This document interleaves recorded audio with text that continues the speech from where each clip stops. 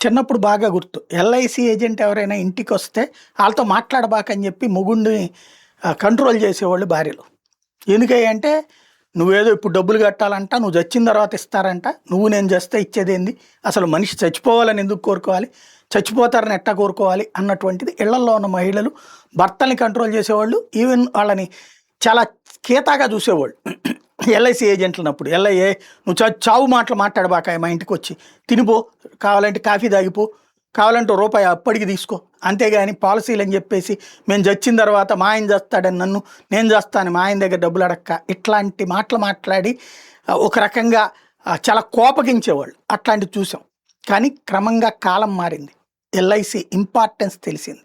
Insurance మనిషి చచ్చిపోయిన తర్వాత అండలేకపోతే ఏమైపోతుందో తెలిసింది. బ్రతికున్నప్పుడు కట్టే డబ్బులు చచ్చిన తర్వాతన కుటుంబానికి ఆసరాగా నిలుస్తాయి, దానికి 4 ఎంతలు అన్నటువంటి విషయం తెలిసింది.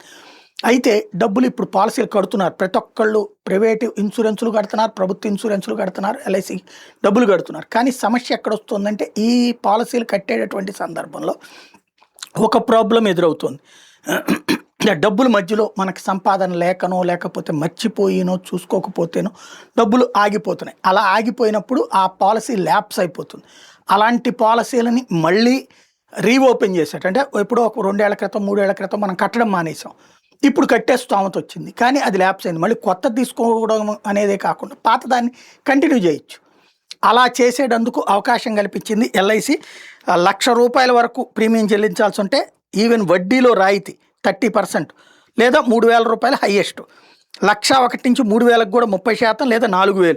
3,01,000 నుంచి అంతకు మించి ఉంటే 30% వడ్డీలో రాయితీ 5,000. అంటే దీని మీద మామూలుగా వడ్డీతో సహా కట్టాలి. వడ్డీలో మళ్ళీ సబ్సిడీ ఇచ్చి మరి ఆ పాలసీలని రివైవ్ చేస్తుంది.